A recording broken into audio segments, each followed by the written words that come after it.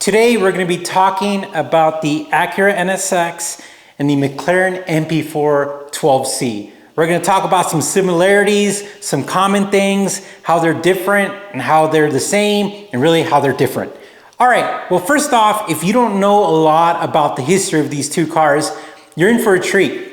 So in 1991, when this car came out, and a little bit before that, Honda was participating in Formula One with McLaren, and they were providing engines. They were the guys who were making the engines for McLaren's Formula One race car.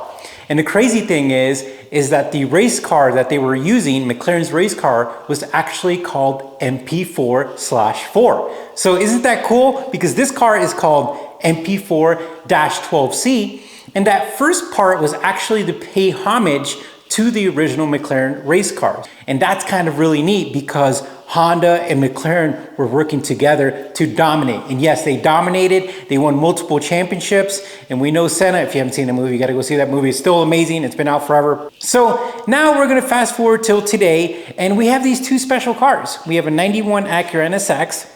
It weighs about 3,000 pounds, plus or minus, right? Especially with me. And it's got 270 horsepower, and it's about 30 years old. And we have our 2012 McLaren MP4-12C, and it's got 600 horsepower, and it weighs about 3,100 pounds. So they weigh pretty similar, but almost double the power. But that makes sense. It's 20 years fast forward. You got the 2012 MP4 that came out, and this was a very crazy car when it came out. This was $240,000, and 600 horsepower was insane, and we're going to talk about that here in a bit. And the car was in a whole different world because before McLaren came out with the MP4-12C, they had the F1. But another connection that a lot of people don't know is that when Gordon Murray, the guy who pretty much created the McLaren F1, he owned an Acura NSX. There was this quote that I found. You could watch our video about that, where he talks about how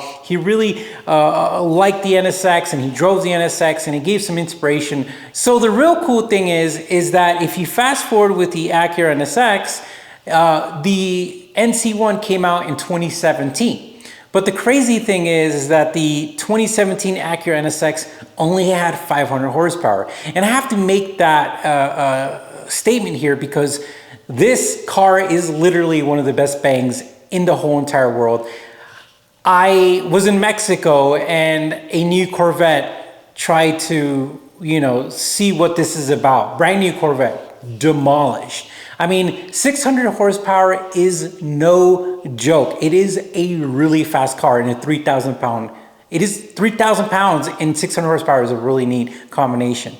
So the crazy part is that I've driven both, and really besides the mid-engine feel and, maybe the visibility, I don't really see a connection as far as the two cars because they're so different decades of technology, the speed, this was a supercar in its time. This was a supercar in its time, pretty much, in my opinion, still is.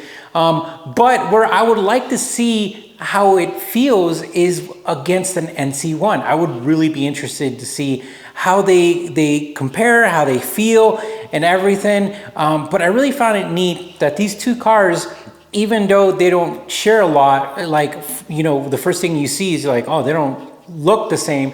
They share a lot of that history where both companies appreciated each other's engineering. Both companies were in Formula One, and underneath some bolts and some carpeting and some engineering, there is inspiration on both sides. And I'm really curious because, this car would have really got its inspiration from the other NSXs.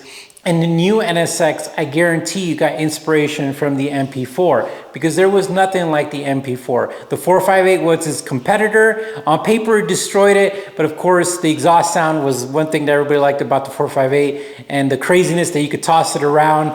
I've done a lot of research and I like to digress because I like to talk about all kinds of stuff. But besides that, I really think that connection is there. But I'm really curious to see how the NC1 compares. But I'm just really excited to be able to put these together and actually know that little bit of history connection.